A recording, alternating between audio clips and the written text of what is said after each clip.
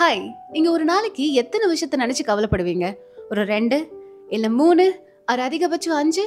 இந்த 5 விஷயத்த நினைச்சு நீங்க கவலைப்படும் போதெல்லாம், ஆமா இப்ப நம்ம கவலைப்படுறது சரிதானா? ஒரு வொர்த்தான விஷயத்துக்கு தான் கவலைப்படுறோமா? இல்ல இது தேவையே இல்லாத கவலையா? அப்படின்னு யோசிச்சு பார்த்துட்டு அப்புறம் கவலைப்படுவீங்களா? என்ன கேள்வி சாரா இது? கவலைப்படும்போது இதெல்லாம் யோசிக்க முடியுமா? அப்படின்னு நீங்க கேட்கலாம். ஆனா நான் படிச்சிருக்கிறேன். இன்னைக்கு உங்ககிட்ட சொல்லப் போற இந்த புத்தகத்துல இததான் சொல்லியிருக்காங்க. கவலைப்படுங்க, நல்லா கவலைப்படுங்க. ஆனா எந்த விஷயத்துக்காக கவலைப்படணும்னு தெரிஞ்சுட்டு அதுக்கப்புறமா கவலைப்படுங்க அப்படின்னு சொல்லியிருக்காங்க. இந்த புத்தகம் ஆக்சுவலி ஒரு இன்ட்ரெஸ்டிங்கான புத்தகம் தான். பட் இருந்தாலும் எனக்கு இந்த புத்தகத்தை ஏன் படிச்சோம் அப்படின்னு கூட தோணுச்சு. ஸோ எனக்கு என்ன பிடிச்சது பிடிக்கல அண்ட் நம்ம என்ன இதுல இருந்து கத்துக்கலாம், இது எல்லாத்த பத்தியும் பேசுறதுக்கு முன்னாடி ஒரு சின்ன இன்ட்ரோ கொடுத்துட்டுமா? Welcome to narrated by Sarah and நான் உங்க சாரா.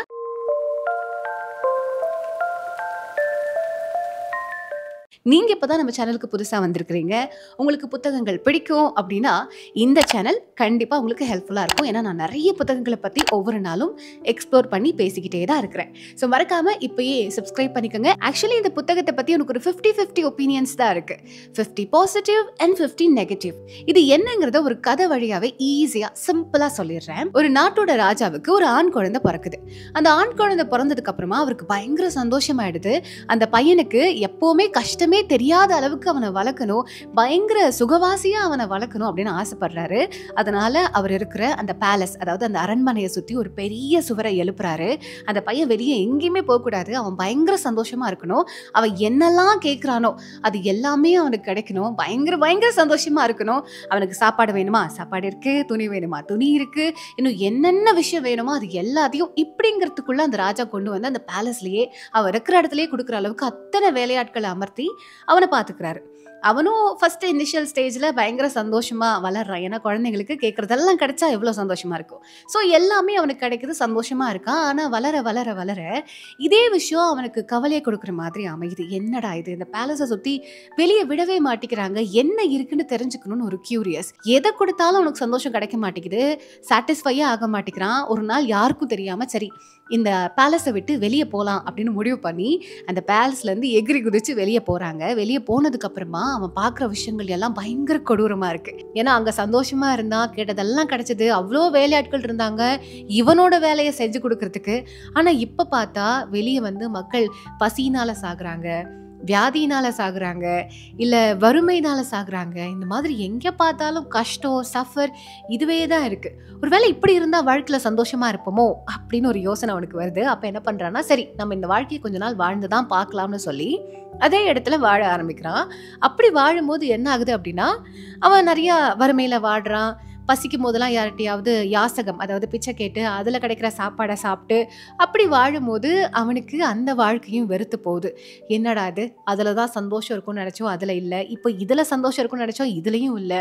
ஸோ எல்லாமே கிடைச்சாலும் சந்தோஷம் கிடைக்காது, எதுவுமே இல்லைனாலும் சந்தோஷம் இருக்காது அப்படிங்கிற விஷயம் அவனுக்கு புரிய வரும்போது இதை பற்றி யோசிக்க ஆரம்பிக்கிறான். ஒரு மரத்துக்கடியில் உட்காந்து அப்படி யோசிச்சு யோசிச்சு அவருடைய வாழ்க்கையை அவர் புரிஞ்சுக்க ஆரம்பிக்கிறாரு. அப்படி புரிஞ்சுக்கிற அந்த வாழ்க்கையை பற்றி நிறைய பேருக்கு சொல்ல ஆரம்பிக்கிறாரு.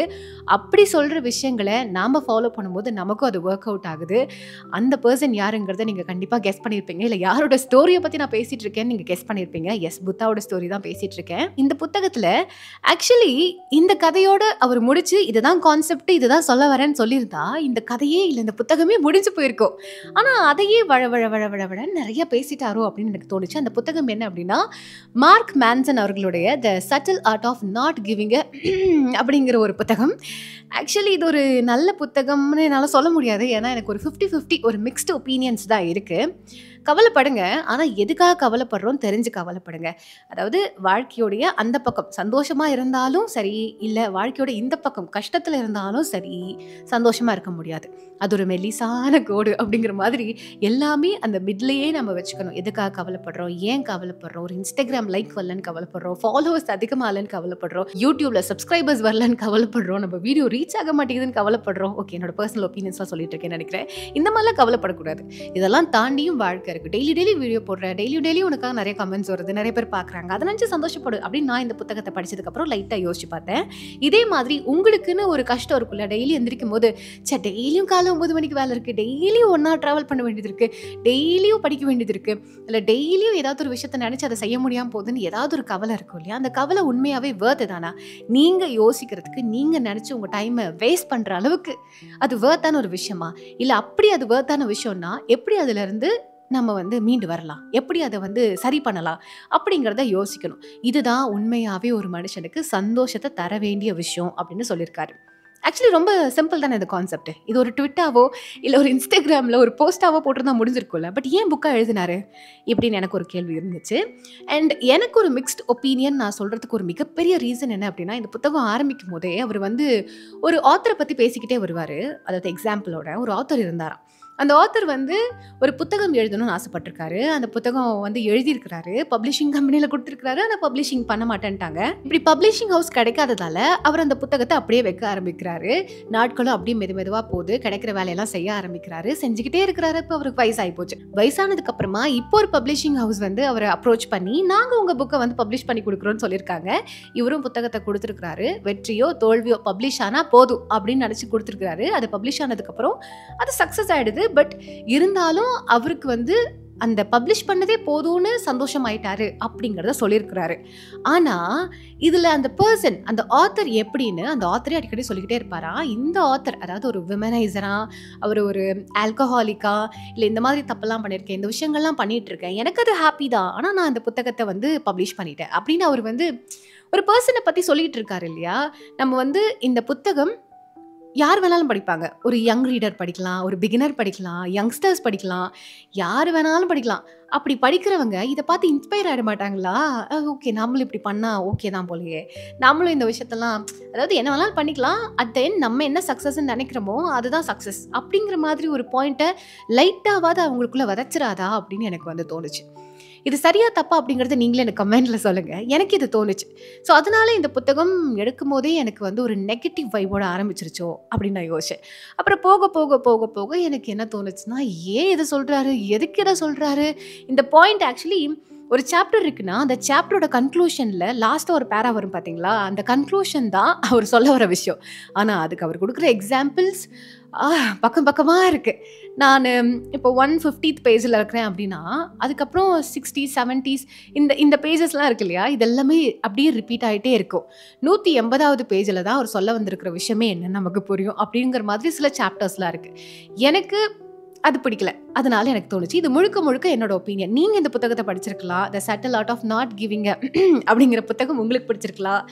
இல்லையே, இந்த புத்தகத்தை நான் படிக்கும்போது எனக்கு பிடிச்சிருந்துச்சு, எனக்கு இந்த விஷயங்கள்லாம் லைஃப் சேஞ்சிங் விஷயமா இருந்துச்சு, இந்த கோட்லாம் ரொம்ப ரசித்து நான் படித்தேன், இந்த எக்ஸாம்பிள்ஸ்லாம் உண்மையாகவே வர்த் ரீடிங் அப்படின்னு உங்களுக்கு தோணலாம். பிகாஸ் உங்கள் ஒப்பீனியன் வேறையாக கூட இருக்கலாம். அது என்னங்கிறது எனக்கு கீழே கமெண்ட்டில் சொல்லுங்கள், நானும் தெரிஞ்சுக்கிறேன். ஒருவேளை அது எனக்கும் இன்ஸ்பைரிங்காக இருக்கும் பட்சத்தில் நான் அதை திரும்பி படித்து ரீட் பண்ணி அதை நான் என் லைஃப்பில் எக்ஸிக்யூட் பண்ண ஆரம்பிக்கிறேன். ஸோ இந்த ஹாப்பினஸ் அப்படிங்கிறது இந்த மார்க் மேன்சன் அப்படிங்கிற ஆத்தர் சொல்லியிருந்த மாதிரி கவலைப்படணும், ஆனால் எதுக்காக கவலைப்படுறோன்னு தெரிஞ்சு கவலைப்படுங்க. அது உண்மையாகவே வர்த்தாக இருக்கும் பட்சத்தில் அதுக்கான சக்ஸஸ்ஃபுல்லான ஒரு சொல்யூஷனை நம்ம கண்டுபிடிச்சு அதை வாழ்க்கையில் எக்ஸிக்யூட் பண்ணும்போது தான் ரியல் ஹாப்பினஸ் கிடைக்கும் அப்படின்னு சொல்லியிருக்கிறாரு. அண்ட் இந்த புத்தகத்தை யாருக்கு நான் ரெக்கமெண்ட் பண்ணுவேன் நீங்கள் கேட்பீங்க இல்லையா? நான் யாருக்கு ரெக்கமெண்ட் பண்ணுவேன் அப்படின்னா, மஸ்ட் ரீட், நீங்கள் எல்லாருமே படிக்கணும் அப்படின்னு நான் கண்டிப்பாக சொல்ல மாட்டேன். ஏன்னா இந்த புத்தகம் யாரெல்லாம் எனக்கு ஏதாவது ஒன்று சும்மா ட்ரை பண்ணி பார்க்கணும்னு நினைக்கிறேன் அப்படிங்கிறவங்க மேபி ட்ரை பண்ணலாம். இல்லை நீ சொல்லியிருக்கிறதெல்லாம் சரியாக நான் தெரிஞ்சுக்கணும்னு நினைக்கிறேன் அப்படின்னு நினைக்கிறவங்க ட்ரை பண்ணி பாருங்கள்.